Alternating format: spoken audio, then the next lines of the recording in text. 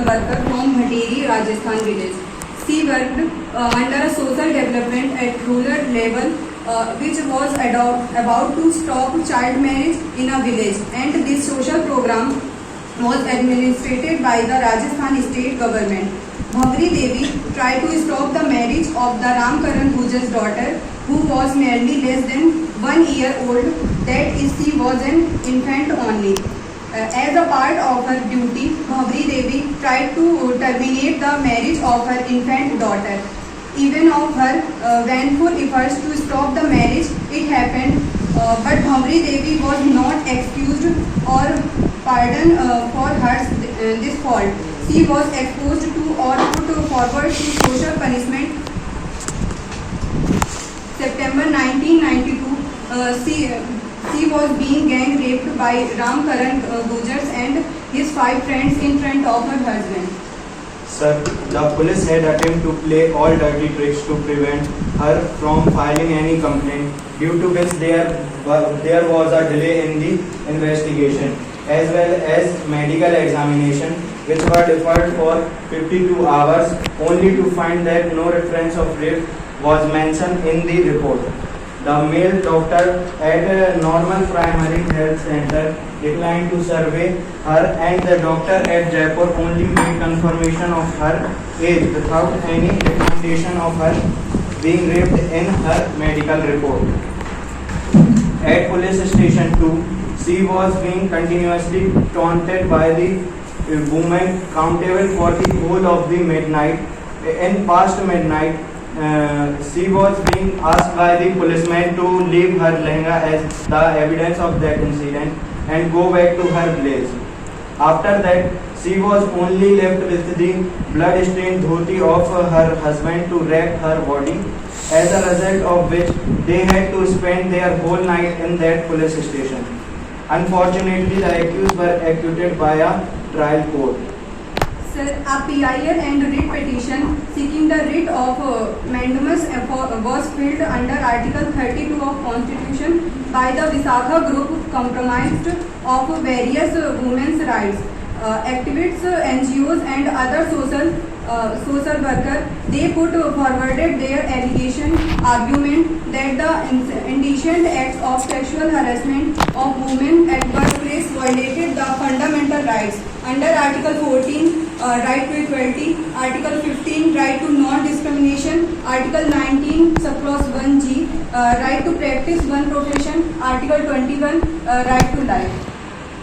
Good morning, sir. May I case present from the respondent side with my colleague Avantika Parra. There was not even a single match between any of these 5 semen trace and the semen of any of 5 accused. There was not any evidence to fulfill the circumstance, and the complaint was made after so many days.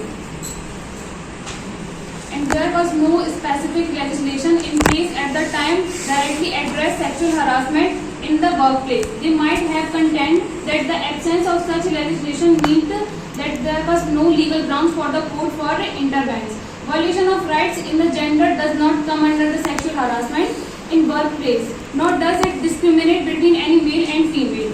If we look at the right of life and right of liberty, it is the right to live, and it tells us about the right to freedom, but it does not talk about sexual harassment to workplace which happens with a female, and nor is any violation on the basis of gender inequality. According to Article 21, if we look at the Article 21 of the Constitution, it talks about the right to life, which does not come under the sexual harassment, and neither does it talk about any violation of gender right.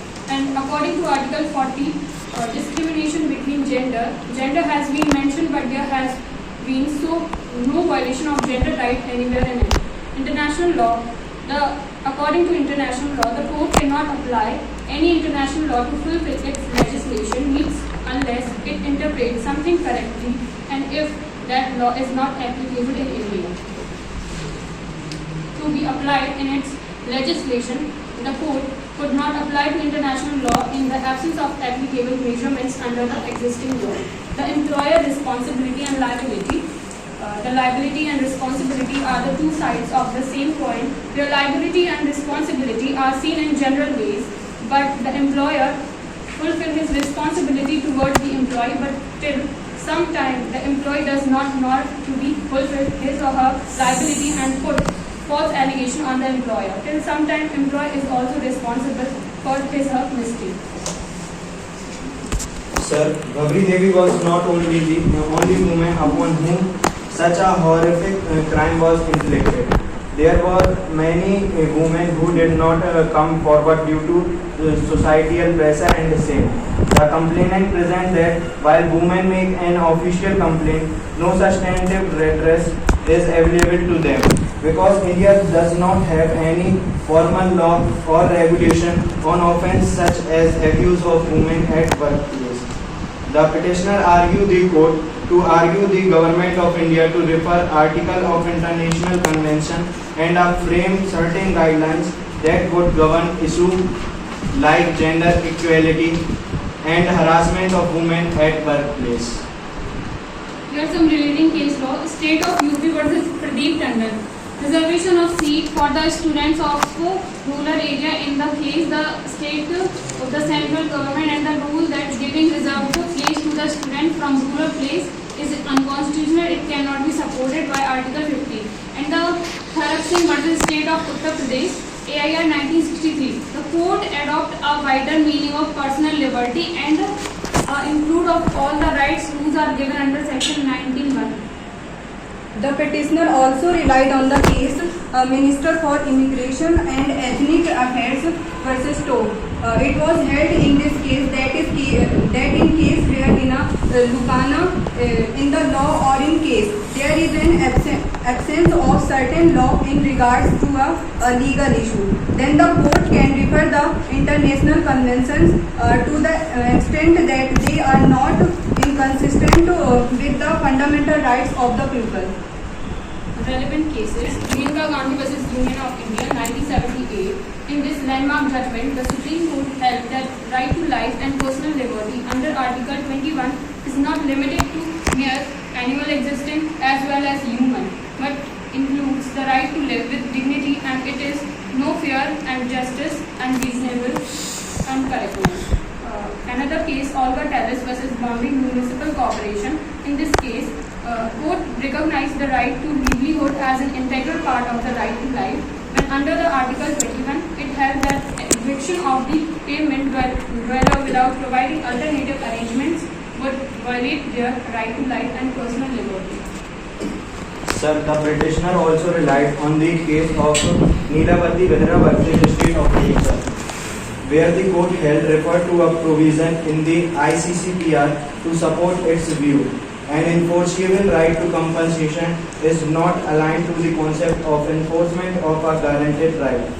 As a public law remedy under Article 32, difference from the private remedy in torts. There is no reason why these international conventions and norms can't therefore be used for constituting the fundamental right expressly guaranteed in the Constitution of India, which embodies the basic concept of gender equality in all spheres of human activity. As the prosecution has said, in the international law accepted by the court cannot apply any international law to the fulfill its legislative need unless it interpreted. And the something correctly, if there was it not applicable in India, how it be applied in its legislation, and the court could not imply international law in the absence of applicable measure unless the existing.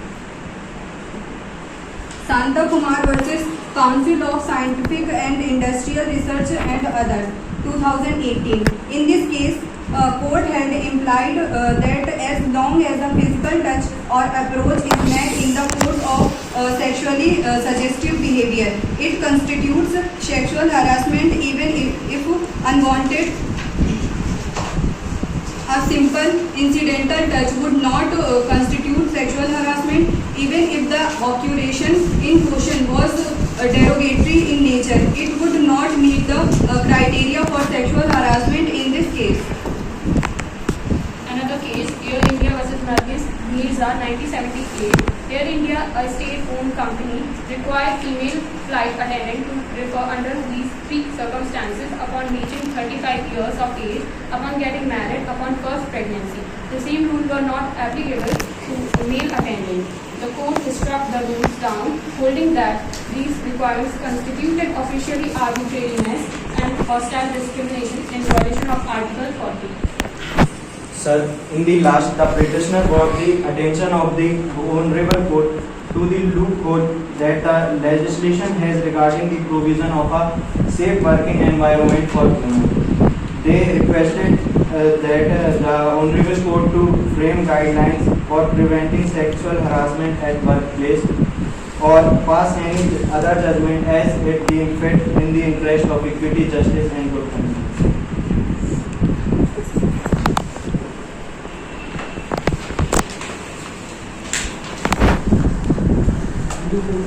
Good morning, sir. I would like to represent the case from prosecution side with my colleague Nilesh and Kartika. Arohi was a middle class, upper caste Hindu. He married Aruna in the year 1977. Aruna gave birth to a daughter Mala in 1978 and a son in 1980. They were happy at the thought that their family was completed. However, in unfortunate turns of events, their son died in an accident at home when he was 2 years old. They were very upset but tried to have another child and with God's grace, Aruna gave birth to another son in the year 1983. Looking at his horoscope, the Pandit suggests special rituals to be followed every month for the welfare of this son till the age of 5 years. As there was danger to his life till that time. Despite observance of the ritual with full reverence by the couple, this son also died in a road accident just as he turned 5 years old. The couple was completely devastated. They were apprehensive that another child may meet the same fate if they tried for another child. However, they tried and yet another son was born to them third time in the year 1990. On his naming ceremony, they consulted the astrologers and were advised to give away that child in adoption to a person of the lower caste and they wanted this child to live. They named his Kaushal and decided to give him in adoption. Their sweeper, Maina Devi, a 50-year-old widow with no children, agreed to take the child in adoption and to give him back to them for him bringing up as she did not have the means to bringing him up.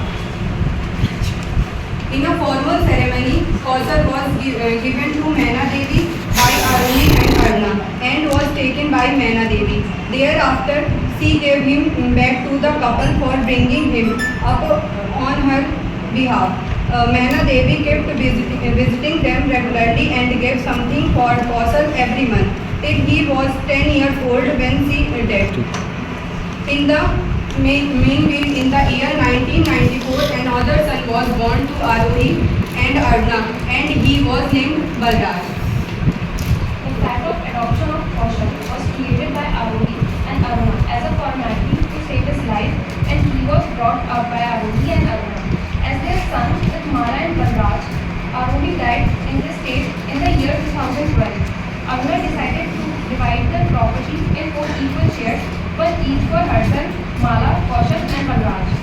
Mala and Balraj objected the decision and demanded 1/3 share in the property as Kaushal had no right having an adoption to Maina Devi.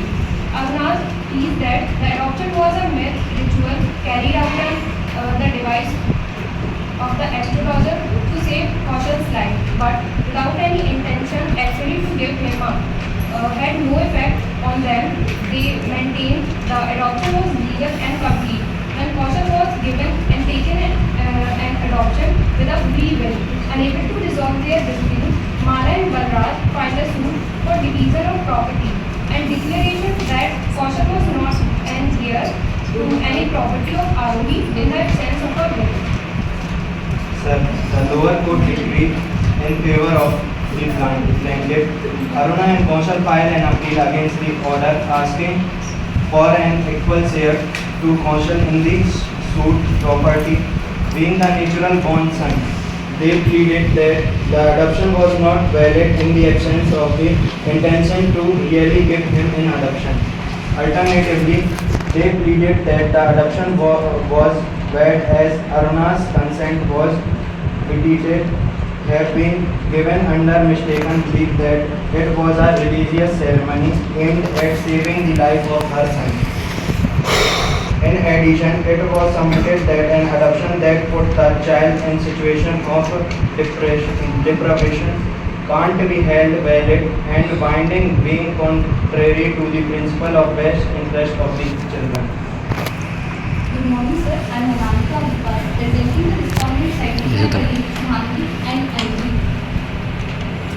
Aruni and Rishna, a middle class Hindu couple living in a Noida, experienced immense hardship. Aruni and Aruna tragically lost two innocent, hoping to avoid a similar fate for the child. Also, they follow the natural order advice and perform the formal adoption. However, this adoption was merely a formality. They entrusted their child to a childless widow, Maina Devi, with the understanding that she would return him to them as when the caution is raised. Kaushik grew up with Aruni and Arun as their son, along with their biological daughter Mala and son Banraj.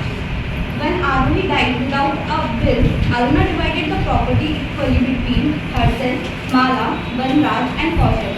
Mala and Banraj contrasted this, arguing that Kushal was not entitled to the share since he was adopted. Aruna and Kaushal appealed the division. They claimed the adoption wasn't valid because they never intended to permanently give Kaushal up. They argued that Aruna's consent to the adoption was based on a mistaken belief that it was a religious ceremony to save her son's life and that the adoption was not in Kaushal's best interest, since it involves giving him to someone else even if temporarily. Sir, here the issue arises that whether the adoption of Kaushal was still applicable during the division of property or not. So the appellant humbly submit before the Honorable Court that the adoption of Kaushal to Maina Devi was not applicable during the division of property, as Kaushal was given to Maina Devi for adoption on the suggestion of an astrologer Maina Devi, on belief that he would die if they did not give